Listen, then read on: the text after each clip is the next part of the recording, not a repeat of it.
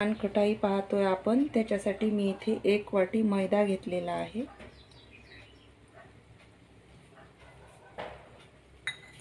नंतर इथे छोट्या वाटीने अर्धा वाटी इथे बेसन घेतलेला आहे आणि सगळं हे एका भांड्यामध्ये मी मिक्स करून घ्यायचं आहे। आणि 2 चमचे इथे छोट्या चमच्याने पोहे खायच्या चमच्याने 2 चमचे बारीक रवा घेतलेला आहे। आता हे सगळं साहित्य मिक्स करून घ्यायचं आहे।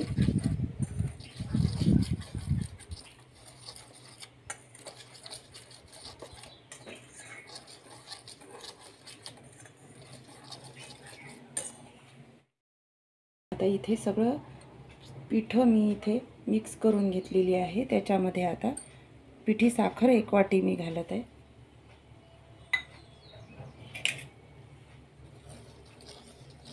आणि याच्यामध्येच आपल्याला आता चिमूटभर मीठ घालायचं आहे।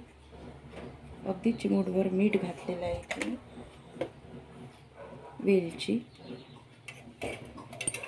आणि हे सगळं साहित्य आता गाळणीने गाळून घ्यायचं आहे, म्हणजे गाळल्यानंतर सगळं एकजीव होईल आणि नानकटाई आपली छान होईल। आता मी गाळून घेते। आता इथे मी गाळणीने सगळं साहित्य गाळून घेत आहे।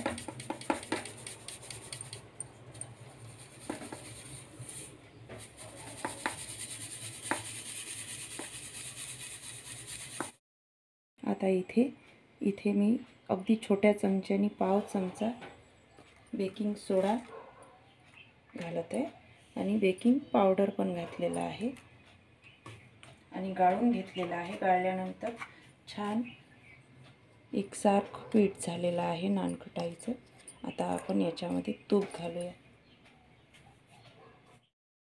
आता इथे 1 वाटी तूप घेतलेलं आहे मी आणि तूप आता या पिठामध्ये घालायचं आहे आणि या तुपानेच आपल्याला हे पीठ घट्ट भिजवून घ्यायचं आहे। थोडं थोडं करत मी याच्यामध्ये तूप घालते।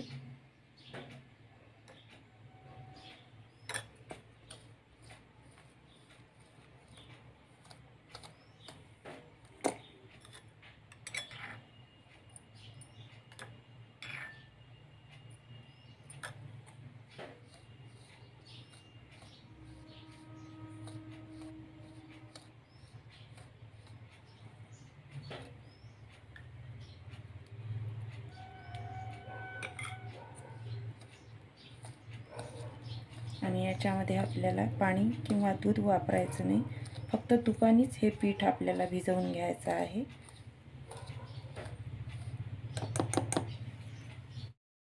ते सगळं तूप आता याच्यामध्ये टाकून घेतलेलं आहे आणि आता घट्ट गोळा भिजवून घ्यायचा आहे।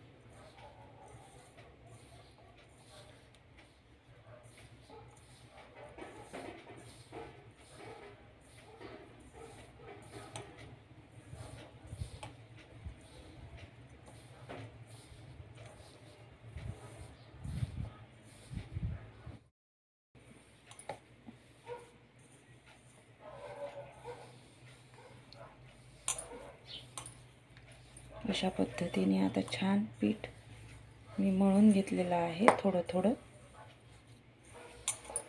आता याचा गोळा होत आहे। मी आता घट्ट गोळा बांधून घेऊ।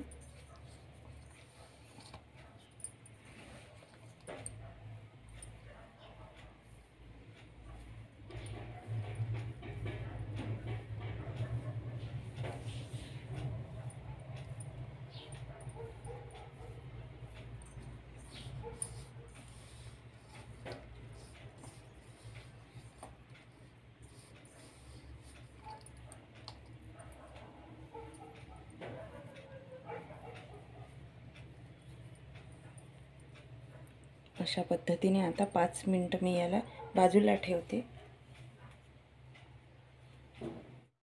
याच्यामध्ये आता मी ताट घेतलेलं आहे, ताटाला तूप लावून घेतलेलं आहे। 5 मिनिटानंतर आपला नानकटाई तयार झालेली आहे। इथे गोळा नानकटाईचा आणि आता आपण 1 चमचा घेतलेला आहे आणि आता या चमच्याने एकसारखे गोळे मी इथे करून घेत आहे, म्हणजे एकसारखी येईल आणि छान खुसखुशीत असं हे पीठ झालेलं आहे.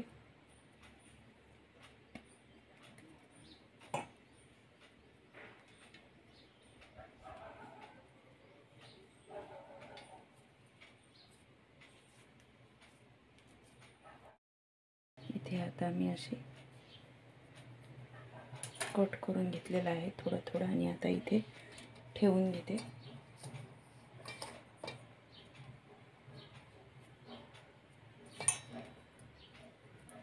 आणि ताटामध्ये ठेवत असताना थोडी अंतरावरती आपल्याला नानकटाई ठेवायची आहे.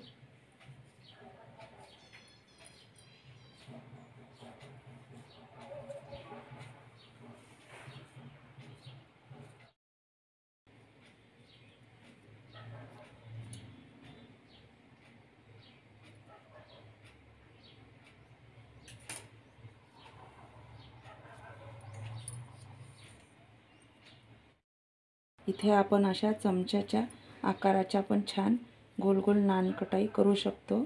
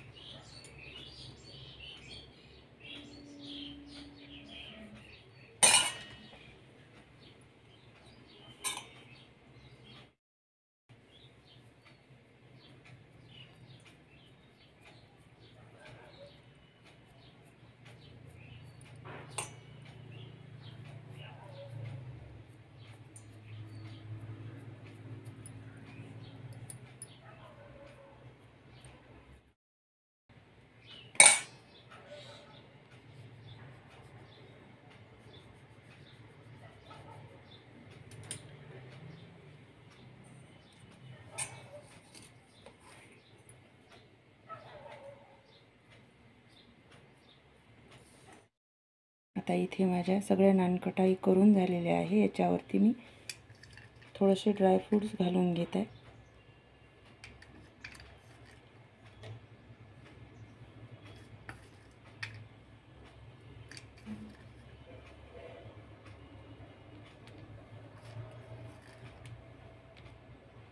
आणि 15 ते 20 मिनिटांसाठी आपल्याला ही नानकटाई भाजायला ठेवायची आहे.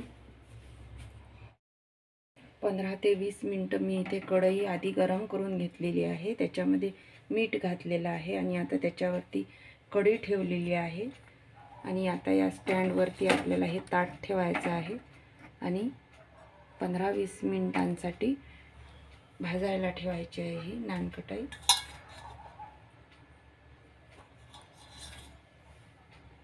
आणि गॅसचा पॉवर एकदम बारीक केलेला आहे मी इथे.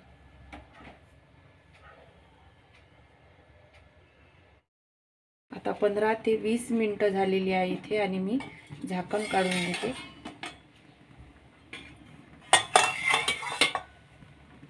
आणि गॅस बंद केलेला आहे आणि छान याचा सुगंध सुटलेला आहे आणि आकार पण बदललेला आहे. आता मी खाली काढून घेते आणि थंड करायला ठेवते. आता इथे छान झालेली आहे आणि गरम आहे. आणखी थंड होऊ द्यायची, तेव्हा मग पटापट निघून येते.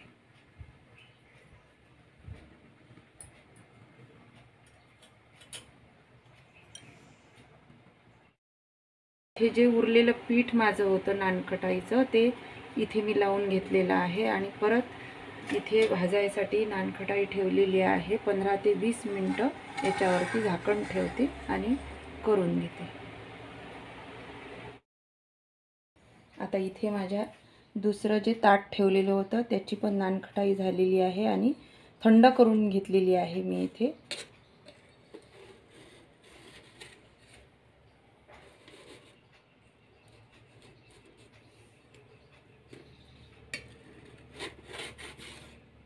आणि छान झालेले आहेत आणि निघत पण आहेत.